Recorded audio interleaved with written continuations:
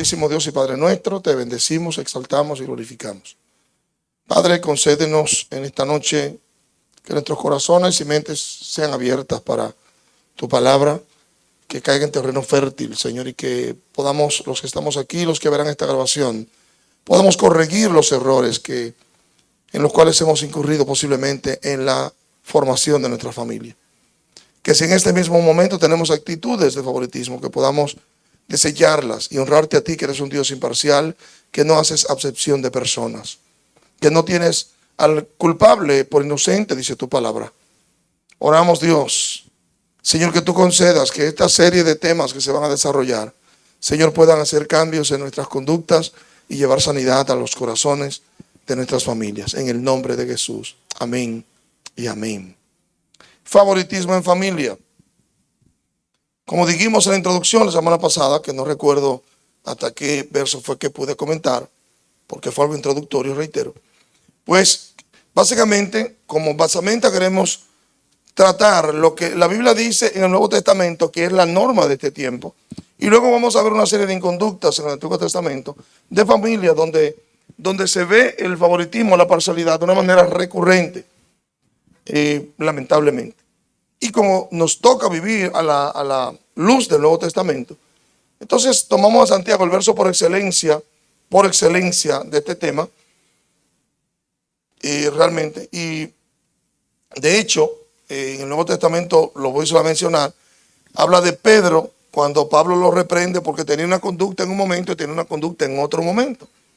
En un momento se trataba con los no judíos y en otro momento pues no lo hacía para estar complaciendo grupos, y eso es un tipo de favoritismo, de parcialidad. El texto dice: hermanos míos, no tengáis favoritismos en la fe de Jesús el Mesías, nuestro Señor de gloria. Porque si en nuestra sinagoga entra un hombre con anillo de oro, ropa espléndida, y entra uno pobre, con vestido andrajoso, y mira con agrado al que trae ropa espléndida, y dice: siéntate tú aquí confortablemente, y dices al pobre: quédate tú allí de pie, o siéntate aquí debajo de mi escabel, ¿no seríais parciales entre vosotros mismos, viniendo a ser jueces de malos pensamientos? Fíjese, lo quise dejar el texto 4 porque el texto 4 lo que hace es manifestar el tipo de persona en la que nos convertimos cuando tenemos favoritismo.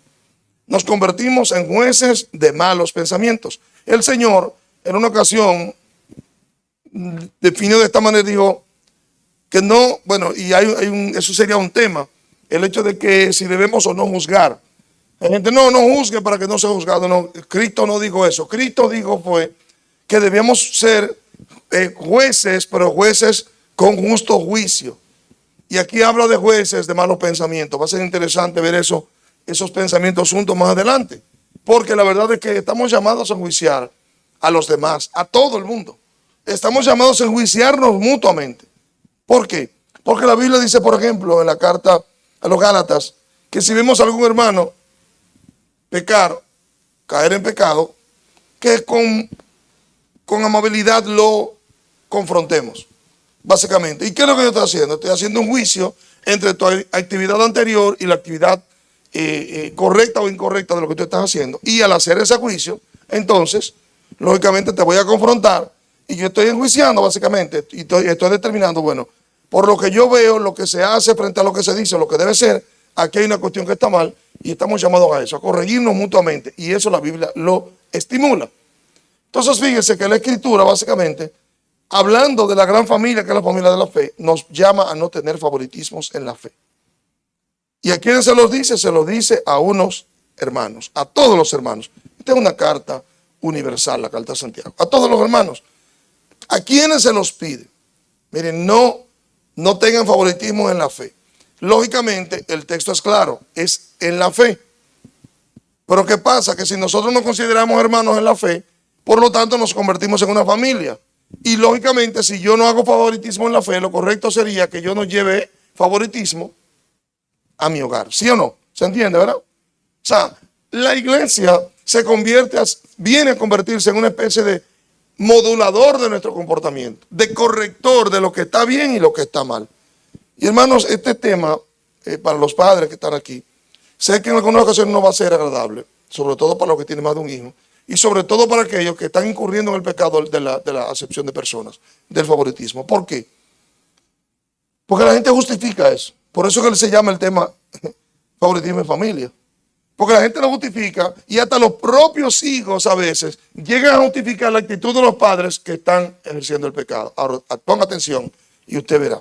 Básicamente nos da la exhortación, no tengan favoritismos en la fe. No tengan favoritismos. ¿Por qué? Bueno, por lo que eso implica. Definíamos ayer en el programa favoritismo como conceder favor a una persona en detrimento de otro que merece lo mismo. Conceder una gracia a alguien en lugar de otro que merece lo mismo. Es como, por ejemplo, para poner un ejemplo, yo tengo 3 niños y bueno, llego a la casa con un helado y llego con un helado de barquito en un caso y llego con 2 conitos de los de 5 para los otros niños. Entonces, el bueno, se lo voy a dar a mi niña linda, por así decirlo. A veces los padres se ponen de alcahuete de chupamedias. A mi niña linda, los otros le dan entonces un conito de eso, de lo que se derrite y se le vuelve un lío a uno que lo embarran todo. Que usted tiene que, esas cosas incluso, ahora esos conitos, ¿saben con qué lo venden? Con un babero, que usted se lo ponga porque usted se va a embarrar. Venden con un babero porque usted no se haga el tollo y se lo cobran el babero, lógicamente. Pero ese tipo de cosas las celebramos, las aplaudimos en las casas, hermano, y eso es diabólico. Eso es diabólico, eso está penado por la Escritura, pero lo peor es lo que produce también dentro de la casa. Usted verá qué bendición. Usted verá qué bendición. Muy bien. Él pone el ejemplo de que si en la iglesia, la sinagoga, explicamos la semana pasada cómo se formaba una sinagoga, que eran 10 familias en un lugar, se reunían y se convertían en una sinagoga. Y dice, bueno, si entra alguien rico, y ustedes lo saben, porque aquí, bueno, sí, aquí debe haberse hecho eso. Que llega una gente, y a la gente le encanta, hermano, que tenga favoritismo con él.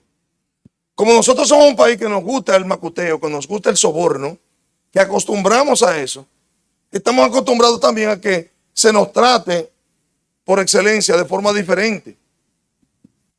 Estamos acostumbrados. El caso único que me viene ahora mismo es de un profesional que estaba en la iglesia hace muchos años y luego una pareja de profesionales, y él entendía que por ser profesional él debía ser líder en la iglesia, pero no se dejaba de discipular.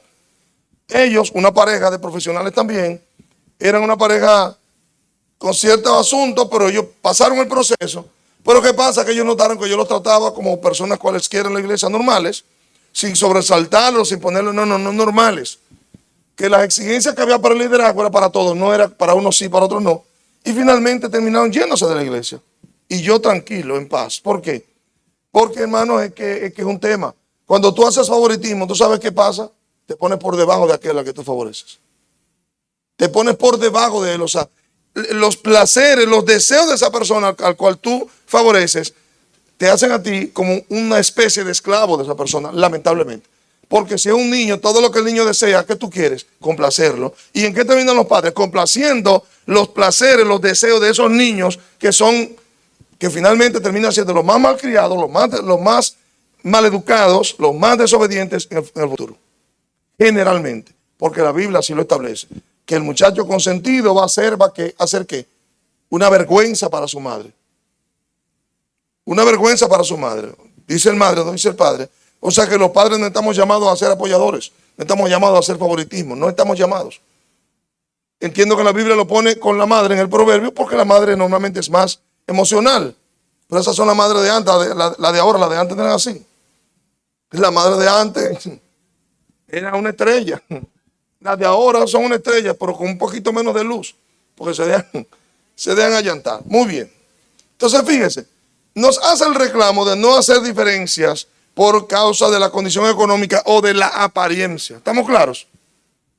Y por eso, les soy honesto, hermanos, yo hice una vez un ejercicio, estando en la otra iglesia. ¿Sabe qué hice? Yo tenía creo que una camisa amarilla. Y duré un mes poniéndome la misma camisa todos los domingos. Y al final pregunté a la audiencia, señores, ¿ustedes se han fijado en algo? Como 3 o 4 personas se dan cuenta que yo tenía un mes usando la misma camisa todos los domingos. ¿El propósito cuál era? Desmitificar el hecho de que, primero, nadie se fija, porque si en un grupo que vemos 200 personas en ese tiempo, más o menos, solo 4 o 5 se dieron cuenta que yo estaba yendo con la misma ropa todos los domingos, que era lo único que no usaba igual, la ropa interior, porque uno se suda, pero arriba es lo mismo, hermano. Lo mismo. pero no se debe hacer. O sea, fíjese que pudiéramos hacerlo nosotros. Vemos una persona que viene con saco, inmediatamente asume que es el predicador. ¿Sí o no? No que hagamos excepción con eso, pero sí que cambiamos en la forma como vamos a tratar a la persona. Eso está aquí. ¿Sí o no, hermanos? Eso es aquí que está. Como de igual manera, vemos a alguien mal vestido y lo primero que pensamos es, me puede atracar. ¿Sí o no? De una vez uno empieza a guardarse la cartera y a ponérsela para adelante. O sea, tremendamente, pero es aquí que está. Fíjense entonces que tenemos un problema que está dentro de nosotros y que tendremos que luchar, tendremos que batallar con eso para poder corregir y ser más honrosos al Señor. Muy bien. Finalmente el verso 4 dice, no van a ser ustedes parciales. O sea, oiga esto, no se convierten usted en un parcial entre usted mismo, entre ustedes, viniendo a ser jueces de malos pensamientos. Entonces finaliza para entrar en los casos familiares. Primero, en que todo el que se parcializa se convierte en un juez de malos pensamientos. Cuando nos parcializamos, nos dice claramente que el pensamiento que nos lleva a parcializarnos es un pensamiento malo. ¿Y lo malo de quién es? Del enemigo. Listo. Lo malo, hermanos, es del enemigo. Olvídense de eso. No hay nada malo que venga de Dios. Lo malo es del enemigo. Dios es bueno en esencia. Amén. Malos pensamientos. Otro mal pensamiento es, o un mal pensamiento es, el hecho de valorar a la gente por la ropa que usa y su apariencia. Ya ustedes tienen una idea de lo que uno le puede pasar por la apariencia, ¿verdad? Pero que la iglesia no debe funcionar así. Amén. La iglesia no debe funcionar así. La iglesia debe funcionar un poco más en el Espíritu del Señor. Segundo, dar más importancia al que tiene dinero que al que no muestra tener dinero. Porque cuando vemos esto, hermanos, hay culturas donde la gente que tiene dinero no lo exhibe. Son gente que viste muy corrientemente y tienen muchísimo dinero, pero no lo exhiben. Entonces, ¿a qué nos lleva eso? A que lo podamos tratar de una manera despectiva, porque parece a nosotros, nos va a parecer que no tiene dinero. Tercero, honrar a la persona por su condición externa sin valorar lo genuina que pueda ser su fe interior. Porque la verdad, hermanos, es que muchas veces el dinero se convierte en un tropiezo para la fe. ¿Por qué? Porque el dinero ocupa un lugar muy grande en nuestro corazón, hermano. El dinero es peligroso. Es tan peligroso que la Biblia se indica al dinero como un Dios, como un Señor. El Dios Mamón, en griego, el Dios Mamón. O sea, el dinero se gana un espacio en el corazón y por lo tanto nos puede llevar a tropezar con mucha facilidad, lamentablemente. Y finalmente nos hace una última acotación entre las notas, que cuando se va a determinar en un juicio algo, inclinar la balanza al que es dotado, entiéndase, el que tiene dinero, por encima del necesitado, aunque éste tuviera razón, se va a convertir en algo pecaminoso. Porque debemos ser imparciales. Esa es la realidad. Ahora, vamos a ver en el Antiguo Testamento una serie de casos y yo voy a aprovechar todo lo posible el tiempo que me resta. El primer caso es el caso de Abraham, que sabemos, y no voy a ir a los textos, si usted quiere los anota, en Génesis, 17:15 en adelante, hasta el 25, narra ahí el caso cuando Dios le dice a Abraham que a Sara ya no la va a llamar Sarai, sino que la va a llamar Sara, que significa princesa. Y básicamente le dice Dios a él que le va a dar un hijo con ella. Oiga bien, y lo voy a leer ese. Te daré un hijo por medio de ella, la bendeciré y haré de ella naciones y reyes. Y naciones y reyes procederán de ella, saldrán de ella. Perfecto. Pero ¿qué pasa? Que más adelante el texto 24 y 25 dicen que el hijo de él, Ismael, ya tenía 13 años cuando Dios le habla a él de esto. O sea que ya tenía uno que era el primogénito. Amén. Amén, amados. Muy bien. Sin embargo, el caso próximo es que Dios prueba a Abraham y ahí comienza el problema. Atienda esto. En el trasfondo da la impresión, hermanos, de que los 13 años que tenía este muchacho Ismael, recuérdense que, para los que no lo saben, o los que ya lo han leído, perdón, vamos a recordar el hecho de que Sara le dice a Abraham, mira, esa mujer yo no la quiero aquí. Pues esa mujer me está afrentando a mí. Ahora burlándose, haciéndome bullying porque ella tiene un hijo y yo no. La esclava, sin duda alguna, se enalteció cuando ella debió estar, ¿cómo? Sujeta a su señora, debía estar obediente a su señor. Se enalteció. Y Sara le dice, no, esa mujer yo no la quiero aquí. Lo grande es que Dios le dice, escúchala. Pero usted tiene que tener claro en algo, y es que no hay duda de que el plan de Dios no era con Ismael. ¿Estamos claros en eso? Ahora, hay un problema. Dígame, pregúnteme cuál es el problema. ¿Sabe cuál es el problema? Que nosotros ninguno somos Abraham. O sea que los hijos nuestros no tienen promesa bíblica en la Biblia. No están en la Biblia ninguno. O sea que los hijos nuestros son todos iguales. Les voy a pasar de gratis la experiencia que tuve recientemente. Eso fue la semana pasada, creo que el martes anterior. Me escribió una joven, me pide invitación por Facebook.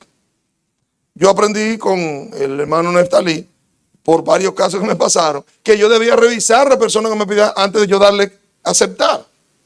Pues yo le dije, no, yo voy a hacer esa cuestión porque es una invitación rarísima, un asunto rarísimo ahí, asuntos pornográficos inclusive, y yo no puedo tener eso. Y dice, no, usted revisa la invitación, no lo puede cerrar. Ok, pues yo muy obedientemente reviso siempre la invitación. Cuando veo la invitación, veo esta morena tan hermosa y digo, ay Dios mío, ¿y esta muchacha? Me puse chivo antes de darle que sí.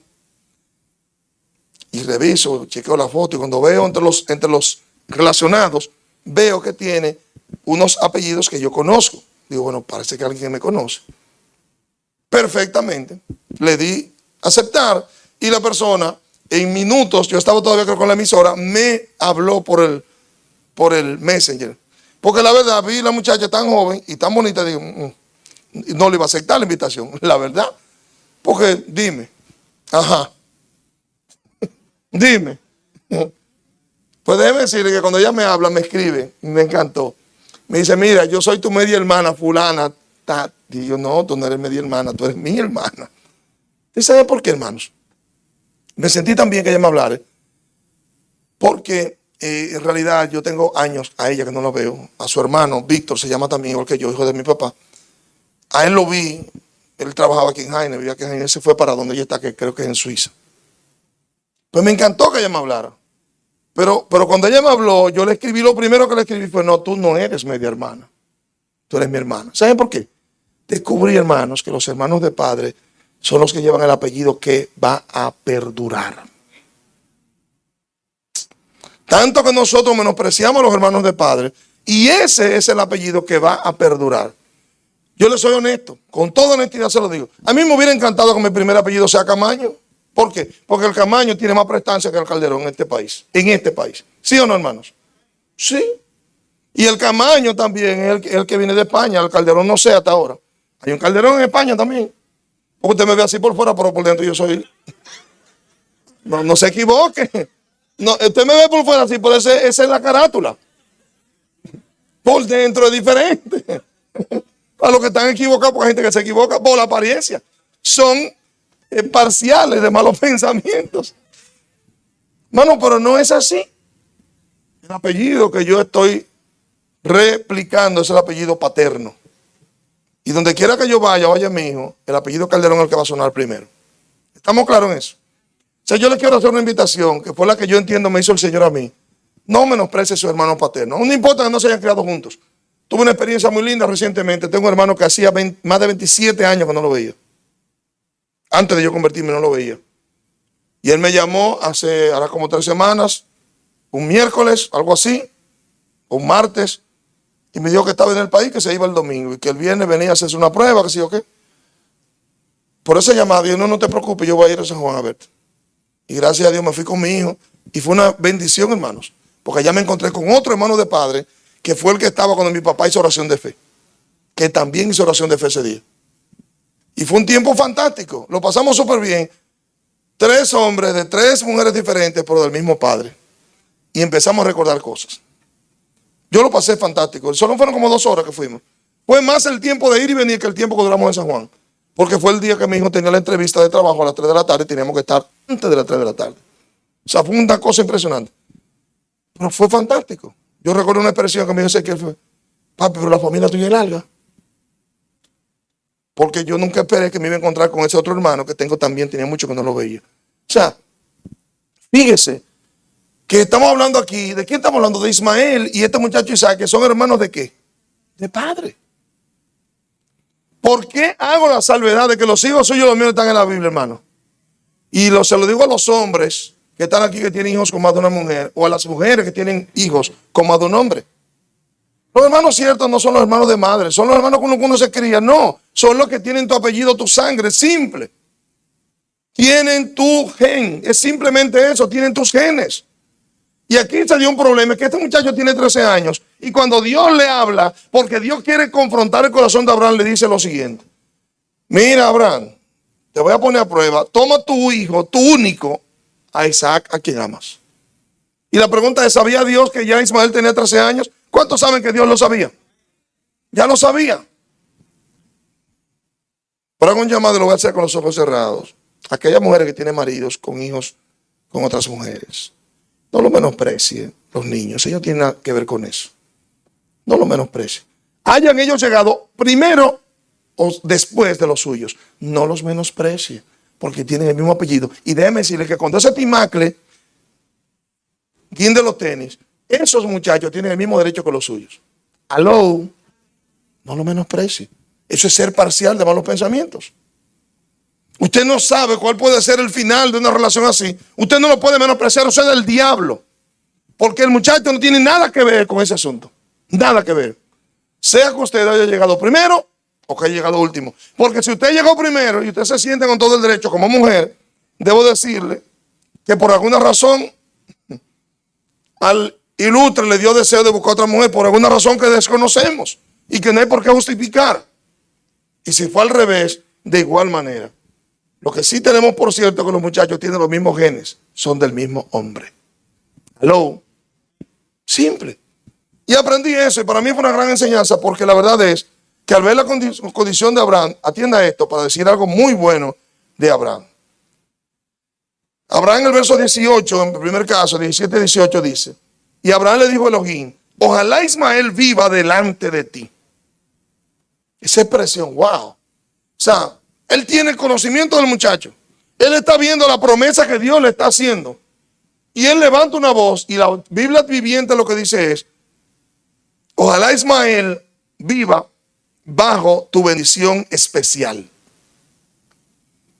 O sea que con todo y todo, Abraham, con todo el error que cometió, acostarse con Agar, todas las cosas que yo entiendo que él pudo no hacerlas necesariamente de esa manera, y a pesar de todos los errores demás, él no obstante está deseando una bendición para este muchacho que es hijo de una esclava. Escuche bien ahora. Porque muchas veces la que se sienta princesa es la que está con el marido. Y ella entiende que todas las otras mujeres son ¿qué? ¿Saben qué? Esclavas. Le tengo sorpresa ahora. Viene sorpresa. ¿La quieren escuchar la sorpresa? Oiga esto. Esto es increíble, señores. Agar significa, dice que es una palabra de derivación incierta, que tal vez el significado es extranjero. Los hijos de la calle, de la extranjera. Aló. Déjeme decirle que Ismael fue igualmente bendecido solo por ser hijo de Abraham. Por ser hijo de Abraham fue bendecido y se convirtió en una nación. Ah, que hoy son enemigos. Bueno, sí, eso es una condición del corazón del hombre.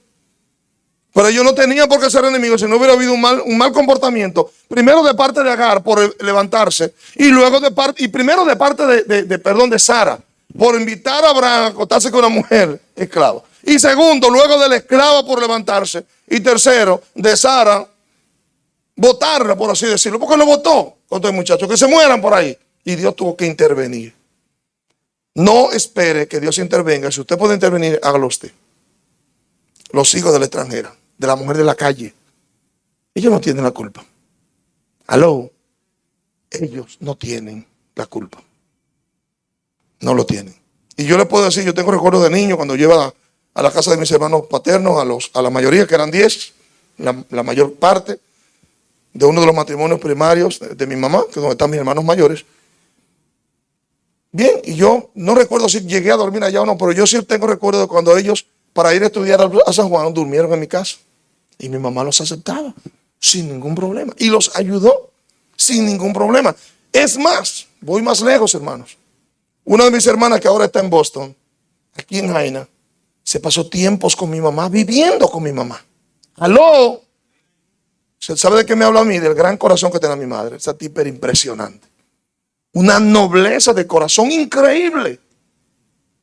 Y les puedo contar, como un evento más, que mi madre, la casa que ellos tienen en San Juan de la Maguana, una casa bastante grande, en un barrio que en ese tiempo era un barrio bueno, fue mi madre que le dijo a mi papá que se la construyera a esos muchachos, porque ellos la necesitaban.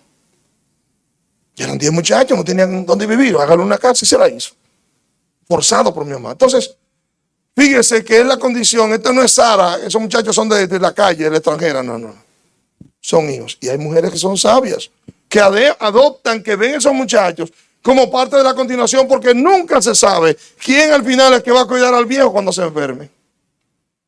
Nunca se sabe. Pero nada, sigamos adelante. Ese fue el primer caso. ¿Qué vemos aquí? Oigan el texto, Génesis 22:2, lo puede escribir.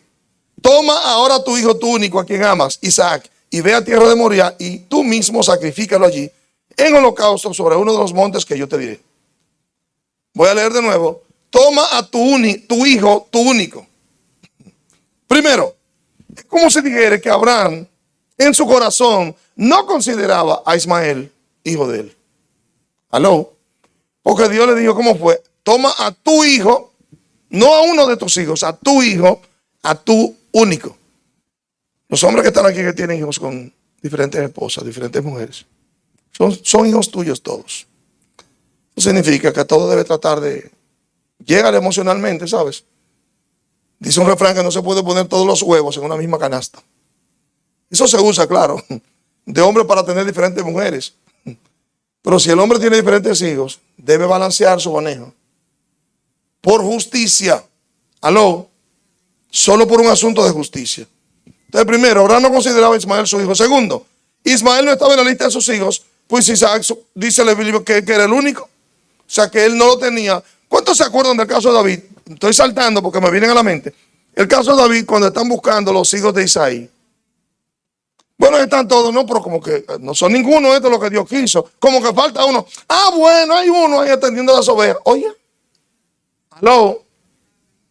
Y da la impresión de que este muchacho David era hijo de otra mujer y no de la mujer de la casa. Porque él dice que su madre lo tuvo en fornicación, adulterio, qué sé yo. Dice él, fornicación. Dice él. ¿Cuántos me están siguiendo, hermanos? ¿Cuántos están aquí?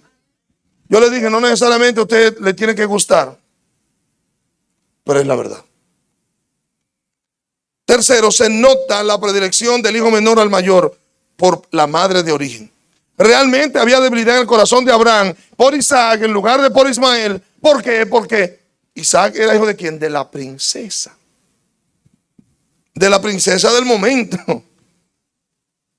De la mujer con la que él soñó casarse. ¿Qué sé yo? Y por lo visto la Biblia dice que Sara era una mujer bonita. Que Sara era un cromo. Por lo menos en la mía dice así, pues yo solo agregué con un lápiz. Un cromo. Era potable a la vista, era un colirio. ¿Aló? ¿No se acuerdan de esa palabra colirio? Oye, fulano es un colirio. Oh, eso significa que se ve bien. Entonces fíjense que se nota eso.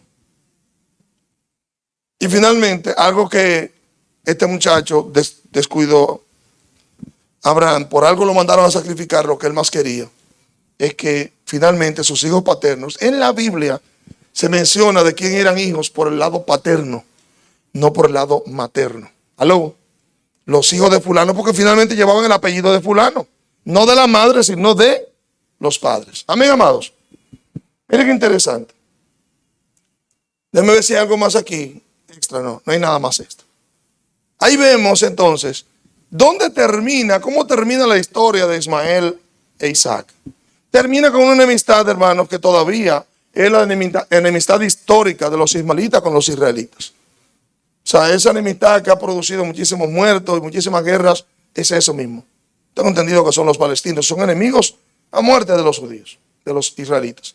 Todavía, dice la Escritura en el Nuevo Pacto, que el mayor perseguirá al menor. Algo así, el hijo del esclavo va a perseguir al hijo de la libre, etc. O sea, se produjo una enemistad que tiene que ver con el trato en desigualdad que fue dado por el padre en un determinado momento. Ayer me hicieron una pregunta en el programa.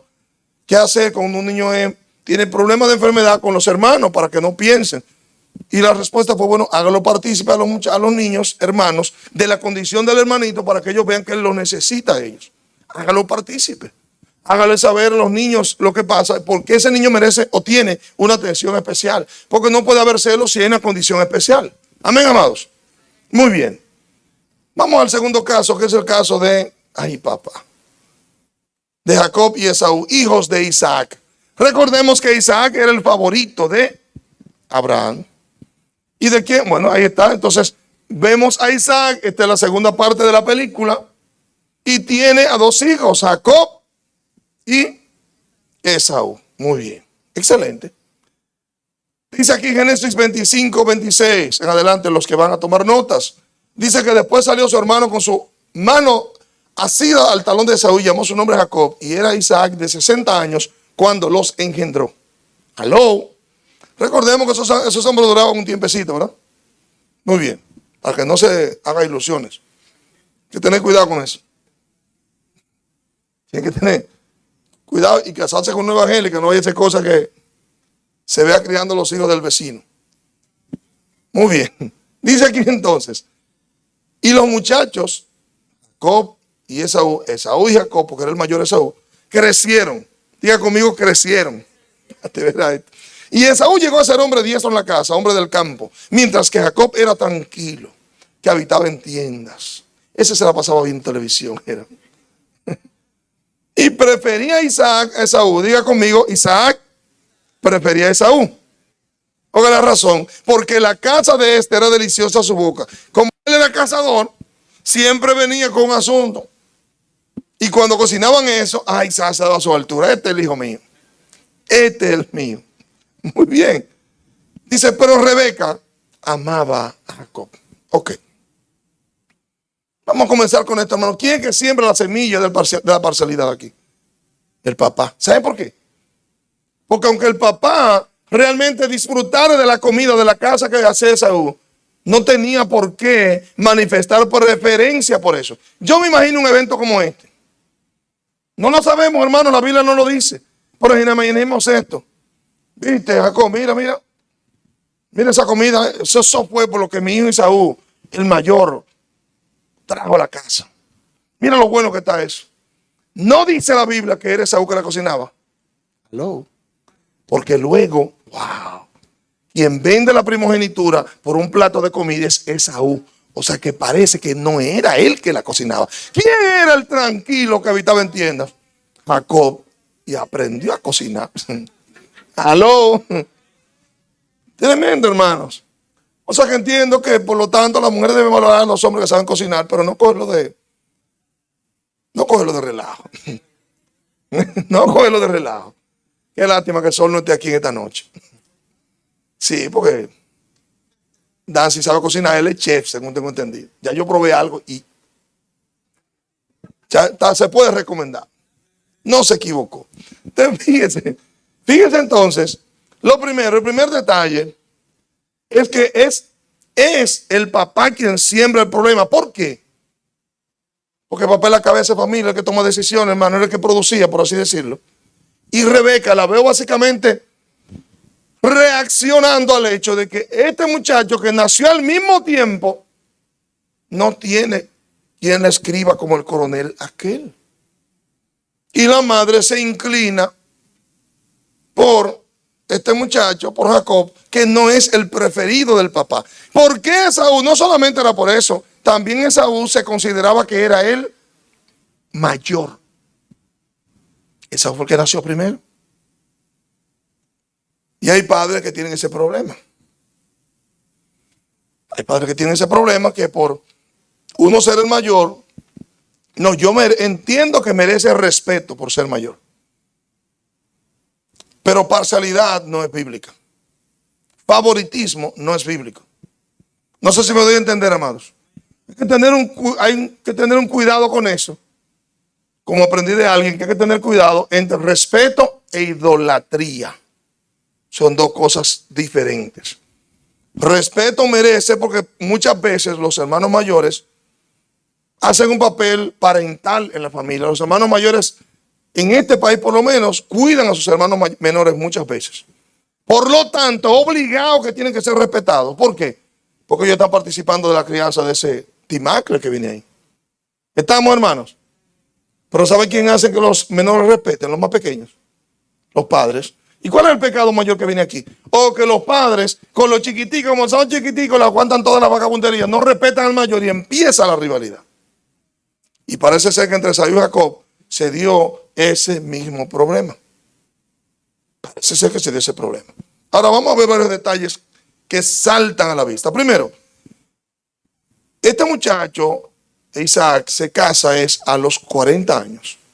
Pero resulta que la esposa, amados, esa esposa de ese muchacho, resultó que no tenía hijos, no daba hijos.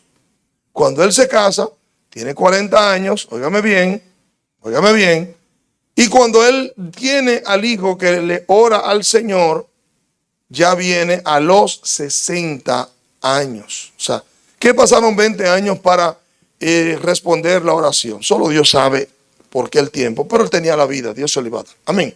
Ahora veamos lo siguiente. Lo primero es que Dios responde a nuestra oración y él no tiene tiempo. Este hombre le tomó 20 años ver su oración respondida, ¿verdad? Al hombre de los 38 ya sabemos que fueron ¿cuántos? 38 años. Y así vemos que los que estaban en el camino tenían un tiempo ciego, que era tal vez desde niñez. Y duraron muchísimo tiempo para que su oración sea respondida. La razón de por qué uno más, uno menos, eso solo Dios lo sabe. Amén, amados.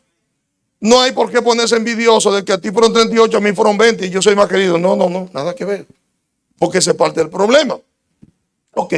Ahora, ¿qué si aprendemos literalmente de esto también es que la edad en que se tienen los muchachos, él tenía 60, no es excusa para hacer parciales, para hacer favoritismo en los hijos.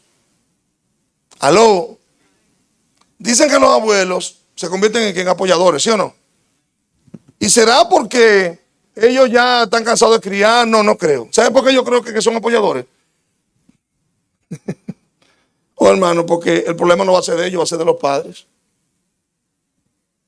Ahora, cuando ellos tenían sus hijos, ¿sabe cómo lo trataban? Para que sirvan. Pero si este no sirve, el problema del papá no es mío. Porque ya los abuelos están casi aterrizando en la tumba, hermano, le queda poco tiempo. Y ellos entienden, así mismo los viejos se van adelante. ¿Cuántos sabían que los más viejos se van adelante? Pregúntale al coronavirus, a ver, que usted vea. Los más viejos se van adelante. O sea, los más viejitos tenemos que tener la maleta más lista que los jóvenes. Eso es a veces cuando llueve para arriba. Eso es cuando llueve para arriba, hermanos. Ustedes saben que el que tiene 50 años tiene menos experiencia de vida que el que tiene 15. Al que tiene 15 le quedan 50 de experiencia de vida. Al que tiene 50 le pueden quedar 15. Esa es la realidad de la vida, hermanos. Aunque queramos vivir aquí para siempre. Pero la edad no es óbice para ser apoyador. La edad no es óbice para hacer rivalidad entre hermanos. Eso no es de Dios. Porque estamos llamados por la Escritura a no ser parciales. No tener favoritismo. ¿Cuántos están aquí? A usted no tiene que gustarle, pero esa es la verdad de la Biblia, hermano. Él tiene 60 años, pero no tiene porque es un apoyador. Y lo hizo mal. Y lo hizo en la cara del otro y eran mellizos. Aló. Porque eso es ahora que los mellizos son lo mismo, pero antes no, antes era una partera. Ahora cuando abren el vientre ahí, bueno, dirá el médico cuál fue el primero. Es que él saque del vientre y dirá, bueno, ponle una cinta roja a ese, que ese fue el primero. Ese es el mayor. Ahora no hacen eso. Lo hacen y dicen cuál es el mayor. Ah, bueno, oiga bien el criterio del médico, en este caso fue el criterio de Dios. El que salió primero es el mayor y el otro está agarrando por el pie para alarlo. Alándolo por el pie para alarlo. Entonces fíjese lo siguiente. La edad no es una excusa suficiente para hacer favoritismo y parcialidad con los hijos. No, lo que pasa es que él es más cariñoso, porque tú le das más cariño a ese que al otro. Ah, pero que sí. Señores, que son tantas las cosas que es muy complicado. Porque si es varón y se parece al papá de la mujer, lo va a querer porque se parece al papá, pero también le puede coger odio porque se parece al papá. Y el papá no fue buen padre, entonces le coge odio al pobre muy feliz porque se parece. Y tenemos los casos de madres que no quieren saber de algunos hijos porque se parecen a los maridos. Y como no quiere saber del pobre infeliz marido, tampoco quiere saber de la criatura. Aló, ¿cuántos están aquí, señores? Señale a alguien y dígale, podría ser contigo. Señale a alguien y dígaselo. O sea, lamentablemente, hermanos, ay Dios mío, déjenme hacerle mi propia historia, no la mía, la de mis hermanos. Mis hermanos se llevaban 1 año de edad. El mayor le llevaba 1 año al menor, pero iban ahí. Hermano, parece que había rivalidad entre ellos. Pero el mayor se convenció de que a él era el favorito de mamá. Y yo era el más pequeño, como le dije, y yo no estaba en la conversación porque yo pensaba lo mismo también. Y usted dice, ¿por qué, pastor? Bueno, porque él le aguantaron todas las cosas y mamá se la apoyaba. Muchísimas vagabunderías se las apoyó. Muchísimas vagabunderías. Que no se la apoyó al otro y que yo, gracias a Dios, mi vagabundería la hice fuera de la casa. Gracias a Dios. Pero entre ellos había una rivalidad tan grande, hermanos, que cuando mi hermano mayor murió, eran enemigos. Y por poco se muere el que quedó vivo, por poco. No sé qué pasó entre ellos, no sé por qué era la enemistad, no sé por qué estaban distanciados, pero estaban distanciados. Porque se produce, hermanos, por causa de los padres. Diga conmigo, los padres son los primeros responsables del favoritismo. Son los padres. No le eche la culpa al niño, hermano, que eso es del diablo. No le eche la culpa al niño. ¿Usted sabe por qué yo puse en rojo aquí la palabra crecieron? Porque dice, los muchachos crecieron. Esaú no era cazador desde que nació. Esaú se hizo cazador por el temperamento con el tiempo. Pero ya el favoritismo venía desde niño. Aló. Si Esaú hubiera sabido cocinar, no vende la primogenitura por el potaje que se lo vendió al hermano Jacob. Aló. Él hubiera cocinado su propia cosa y no vende su primogenitura. Entonces a mí me enseña algo y yo quiero que usted lo aprenda también. Es que al que usted favorece necesariamente no es el que lo va a honrar. Al contrario, la Biblia dice que es el que lo va a deshonrar. Por imparcial, por estar haciendo favoritismo, por parcializarse y por ser injusto. Porque deben tener el mismo derecho, acceso al mismo cariño. Dios, dice la Escritura, le da al que no tiene, le da más, al que le falta más honra, dice Pablo. O sea, los órganos que escuche esto, para que usted escuche. Dios le da más honra a los miembros que más la necesitan. ¿Cuántos sabían eso? Sí, señor, es así. Dios le da más honra. ¿Usted sabe qué entonces? Los padres que tienen varios hijos, entonces deben darle amor al que menos da amor, porque es el que menos tiene. Es el que más amargura tiene, el que menos amor ha recibido, porque finalmente uno da lo que uno recibe. Los hijos son, conforme a criterios psicológicos, son como un balde que usted lo llena de cosas y lo que usted le llene es lo que él va a dar con el tiempo. Para aquellos que critican y que nunca se van a poner en el zapato de nadie, el efecto de que el hijo mío sea más cariñoso que yo es porque yo le di más amor a él que el que me dieron a mí. Punto. Simple. Simple. Y estamos hablando de fotos que tienen 20 y pico de años. ¿Sabe quién fue que se la hizo? Yo. Pero es que si yo lo quise amar porque decidí amarlo a pesar de no haber recibido eso, lógicamente él va a tener un trato más amoroso. Que yo le gano algunos otros detalles que son súper importantes también. Ese es el tema. Pero lo que el niño recibe, lo que va a dar, ¿qué significa eso? Que si tu hijo no es muy amoroso, es porque tú a él no le diste mucho amor, tú lo trataste con parcialidad desde el principio. Y él se sintió rechazado por ti y por eso él se siente rechazado y por eso él rechaza. Porque el rechazo que él recibió es el rechazo que hoy está dando. ¿Cuántos están aquí, amados? Usted no tiene que gustarle, hermano, las conclusiones, pero son ciertas. Son ciertas. Porque nadie puede dar lo que no tiene. ¿Cómo concluyo a las 9:28? Voy a concluir de esta manera porque en mi mente yo tenía una imagen, era que los padres pasen al frente para primero orar y pedirle perdón a Dios por su multiplicidad de pecados. Eso es lo que yo tenía en mi mente hacer. No lo vamos a hacer, hermanos. Yo lo voy a dejar de tarea. Usted está a tiempo de pedirle perdón a sus hijos por la parcialidad, por el favoritismo que hizo con alguno u otro.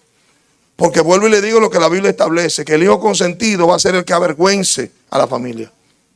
Y eso es así, generalmente es así, eso no falla.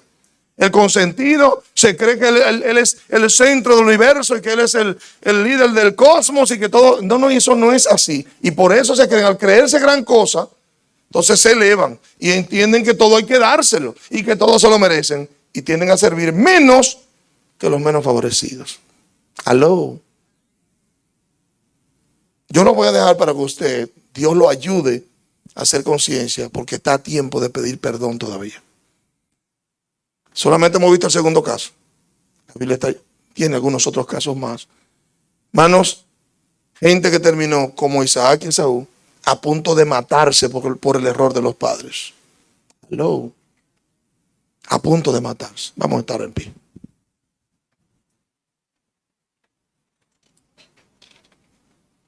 Esta lucha de Isaac y Esaú, de Jacob y Esaú, ¿sabe dónde comenzó? En el vientre. Debemos saber, y aquí creo que no hay nadie embarazado hasta ahora, a este tiempo, no hay nadie, ninguna mujer embarazada. Pero los hijos reciben el amor desde el vientre. Desde el vientre, si el padre tiene sabiduría y empieza a hablarle, empieza a ñoñar al muchacho, el muchacho empieza a conocer la voz. Si se inventa un pito, el muchacho conoce el pito desde que nace, ya sabe quién es ese timacre que le está gritando y que le está pitando. Pero reciben el amor desde ahí, pero también reciben el rechazo. Lo dejo con este detalle que lo voy a mencionar la próxima semana. En el embarazo de Sara, la princesa, dice que había una guerra en la barriga. Ella dijo, y este lío, yo no que debo morirme, que estos muchachos me van a matar entre los dos. Ya, Rebeca, había un lío ahí, ya ven. Ya estaba el problema, hermanos. Los dos muchachos matándose dentro del vientre. ¿Cómo usted me lo explica eso? Pudo ser la actitud de la madre, porque en ese momento yo tuve que preguntarle a Dios, Señor, pero este lío, estos muchachos me van a matar. Una guerra tienen estos muchachos adentro.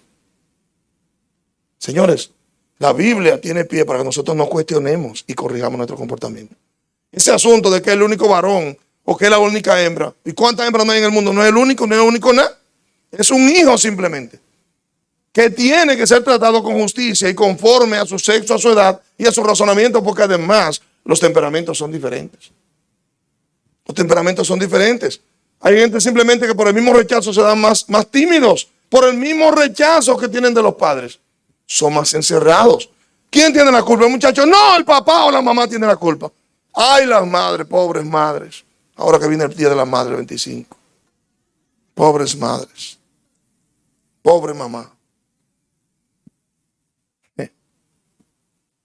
Porque la mamá, por su condición emocional, tiende a cometer ese error mucho más todavía. Lo hacen los padres. Ya lo vimos, ¿verdad?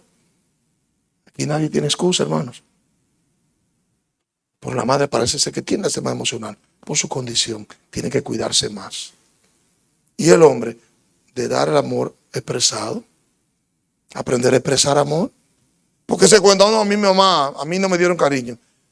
Hermano, pero por favor, usted no dice que tiene el amor de Dios, dice. Si no, prepárese que para el infierno usted vaya a parar. Porque usted tiene el amor de Dios, tiene que aprender a dar el amor de Dios a sus hijos. Aunque usted, su papá, su mamá, aunque usted no lo haya conocido, no importa.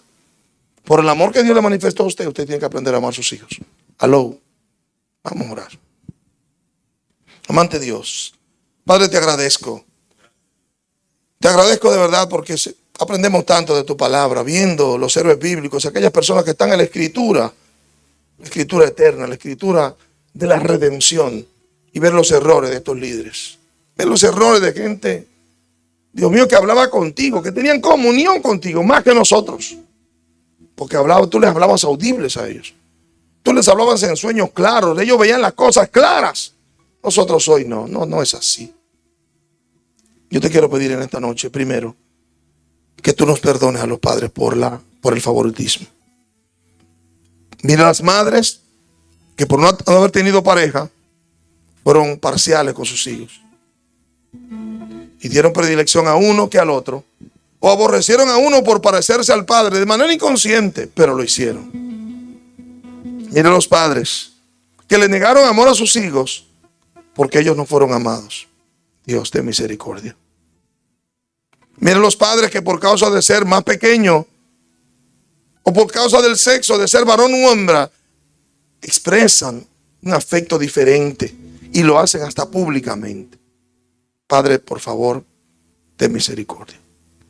En esta noche como iglesia te pedimos perdón por toda la parcialidad, por todo el favoritismo, por toda la sección de personas que se cometen en este lugar. que está destruyendo el corazón de adolescentes de la iglesia, de niños de la iglesia, de jóvenes de la iglesia. Muchachos que están marcados por el corazón de sus padres, porque sus padres, siendo injustos, han marcado su corazón.